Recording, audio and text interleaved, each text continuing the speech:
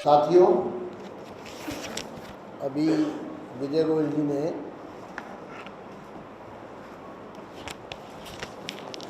इस पूरे मामले की पर प्रकाश डाला।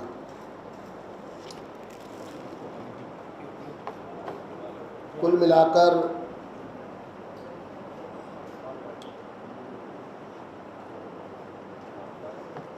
Misuse of public fund,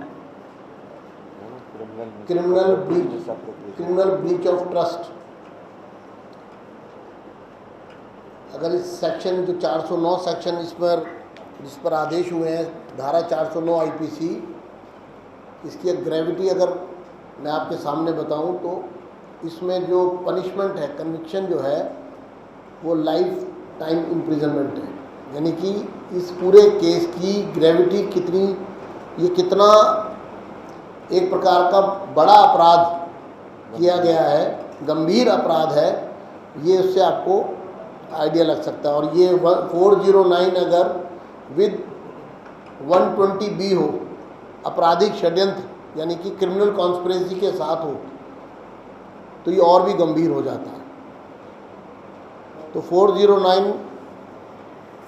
with 120B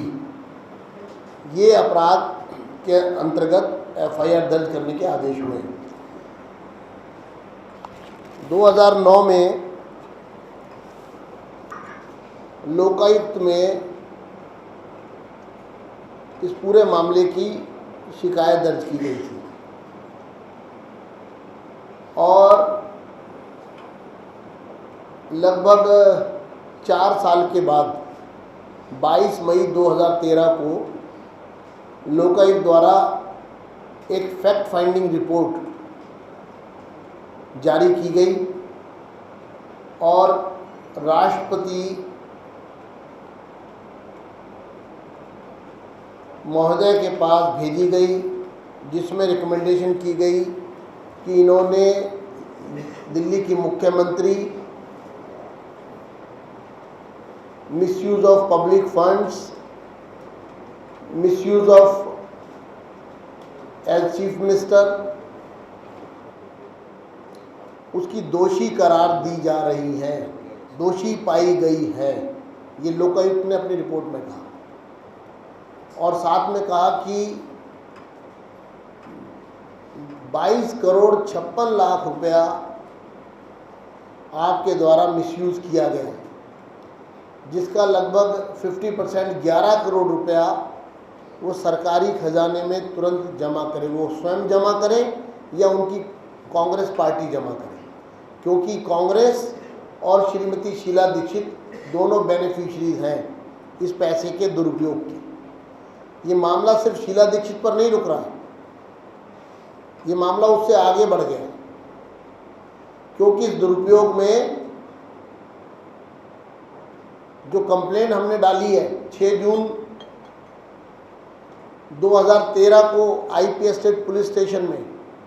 हमने उसमें कहा है कि शीला दीक्षित और उनकी पार्टी, इन दोनों ने मिलकर के दिल्ली के सरकार के खजाने पर डकैती डाली है, एक प्रकार से उसका मिसयूज किया है अपने पर्पज से, राजनीतिक पर्पज से, पॉलिटिकल पर्पज से, कैंपेन पर्पज से, इलेक्शन पर्पज से उसको खर्च किया गया। और कल जो फैसला आया है उसमें मैं स्पष्ट कर दूं, क्योंकि कुछ अखबारों ने आज उसको शायद लिखते वक्त या रिपोर्ट होते वक्त, देखिए ये जो कंप्लेंट है, जो प्रेयर थी कोर्ट में, वो प्रेयर हमारी थी कि हम Indraprastha IPS state police station गए अपनी FIR दर्ज कराने। इस गंभीर मामले में SHO ने हमारी FIR लॉन्च नहीं की। जब उन्होंने लॉन्च नहीं की तो 15 दिन का हमने इंतज़ार किया। उसके बाद हम deputy commissioner of police section 154 के तहत हम डीसीपी से मिले और उनसे हमने शिकायत की कि पुलिस स्टेशन हमारी एफआईआर लॉन्च नहीं कर रहा है। जब डीसीपी ने भी हमारी दरख्वास्त पर कोई ध्यान नहीं दिया तो हमने 156(3) में स्पेशल कोर्ट में prevention of corruption act PC act court में स्पेशल जज जस्टिस नरोत्तम कौशल उनकी कोर्ट में केस लगाया, अपनी दरख्वास्त दी। अब जो फैसला आया है वो फैसला ये आया है कि जो 6 जून को जो आईपीएस स्टेट में कंप्लेनेंट ने कंप्लेंट दी थी, जो आपके पास कॉपी आई है, उस कंप्लेंट को एफआईआर में कन्वर्ट कर दिया जाए और वो कंप्लेंट एक ही थी। जो दूसरी एप्लीकेशन वहाँ पर थी उन्होंने ये प्रेयर भी नहीं थी और कोई कंप्लेंट भी नहीं थी उनकी, इसलिए ये दोनों एप्लीकेशंस को क्लब करके अखबारों ने जो लिखा है कि ये 2 लोग कंप्लेनेंट थे, ये केस वो नहीं है। मैं आपको स्पष्ट कर दूं, ये जो जजमेंट है ये हमारी 6 जून की कंप्लेंट के अगेंस्ट जजमेंट है। ये मैं आपको स्पष्ट कर दूं, इसलिए अगर किसी को कोई भी क्लैरिफिकेशन लेनी हो तो कृपया करके हमसे सीधा लें।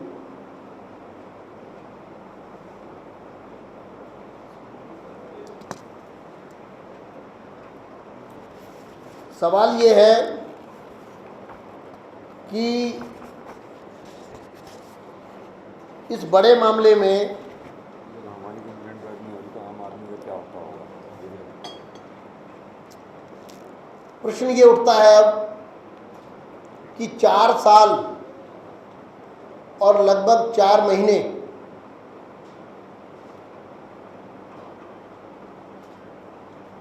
निरंतर और सतत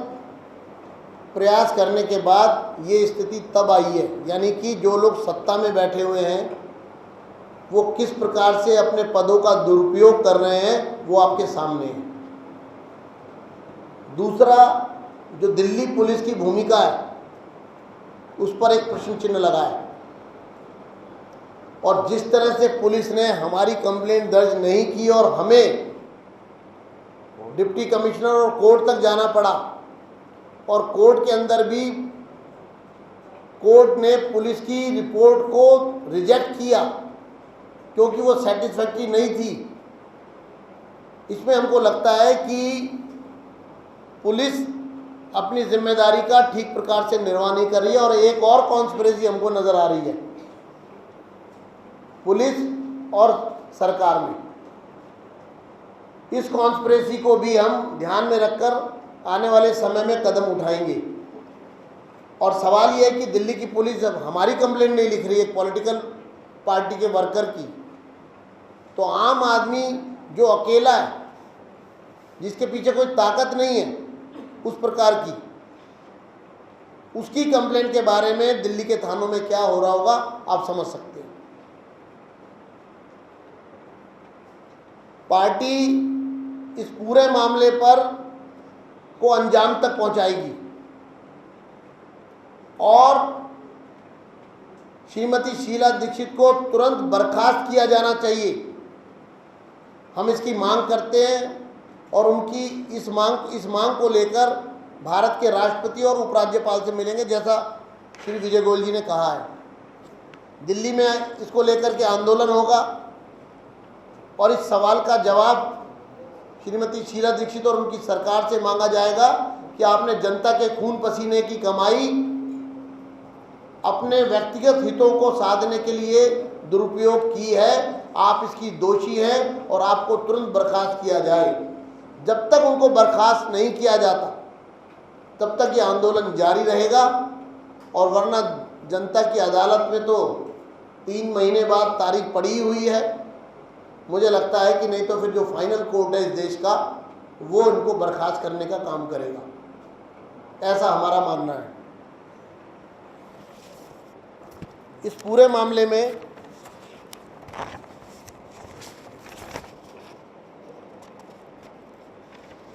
मामले में हमारा ये भी कहना है कि श्रीमती शीला दीक्षित के साथ जिन लोगों ने कॉन्स्पिरेसी की है उन लोगों को भी इस मामले में गिरफ्तार किया जाए और जो रिकॉर्ड सरकार के कब्जे में है पुलिस उसकी इन्वेस्टिगेशन तुरंत शुरू करे और उनको अपने कब्जे में ले, उन सभी डॉक्यूमेंट्स को, क्योंकि अभी इतना लंबा पीरियड हो चुका है इस पूरे मामले को चलते हुए कि हमें लगता है कि अभी भी कोयले के घोटाले की तरह फाइलें जैसे गायब की गई है, यहाँ भी फाइलें गायब की गई हो तो कोई बड़ी बात नहीं है। लेकिन ये मामला गंभीर मामला है और ये जो कंप्लेंट है हमारी, इसका जो सब्जेक्ट है उसमें ये तीनों सेक्शंस कवर होते हैं, ये जो हमने यहाँ पर आपको बताया। इस पूरे मामले में जब लोकायुक्त में हम 3-4 साल तक इस पूरे कार्रवाई को चलाते रहे तो राजेश्वर नागपाल जी मेरे को उसमें असिस्ट कर रहे थे उस पूरे केस में, यहाँ हमारे साथ हैं।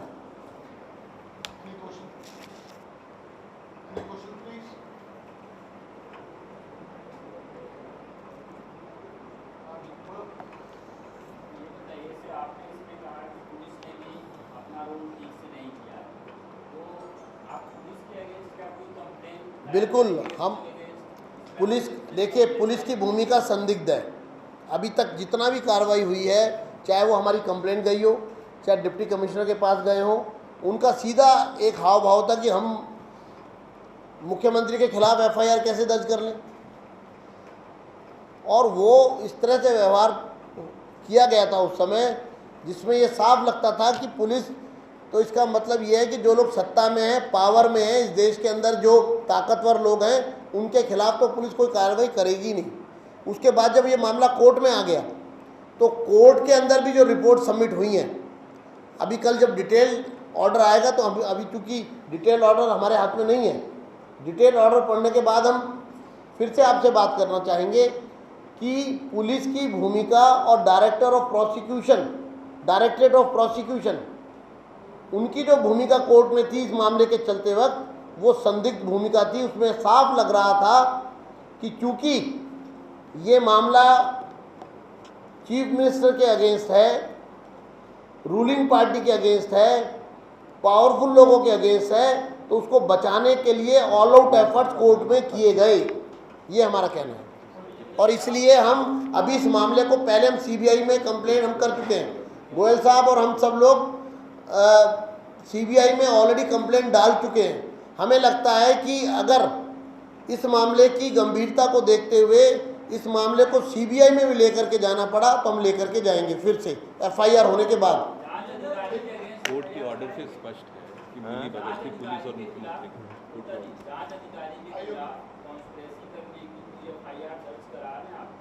जांच अभी जांच हुई कहाँ है? अभी कुछ नहीं हुआ ना, अभी तो एफआईआर कल होगी, ऑर्डर हो गए हैं। पुलिस ने जो अपनी तरफ से किया था वो कोर्ट में सबमिट किया, कोर्ट उससे सेटिस्फाइड नहीं था। पहली रिपोर्ट को तो रिजेक्ट ही कर दिया था, दूसरी भी डिससेटिस्फैक्ट्री थी, सेटिस्फैक्ट्री नहीं थी। बिल्कुल, हम बिल्कुल सीबीआई, देखिए एक मिनट, अभी ये तो सारे प्रश्न खड़े होंगे, लेकिन सारा कुल मिलाकर के इस पूरे मामले का लबोलबाब ये है कि सरकार में बैठे हुए लोगों को सत्ता का दुरुपयोग नहीं करने देंगे। उसके लिए इस लड़ाई को किसी भी लेवल तक ले जाना पड़े हम ले जाएंगे, लेकिन संवैधानिक संस्थाओं में हम पहले अपना विश्वास प्रकट कर रहे हैं, वो अपना काम सावधानी से सच्चाई से करें। अगर वो सावधानी और सच्चाई से नहीं करेंगे तो हम फिर इस काम को आगे बढ़ाने के लिए सभी प्रकार के रास्तों को अपनाएंगे।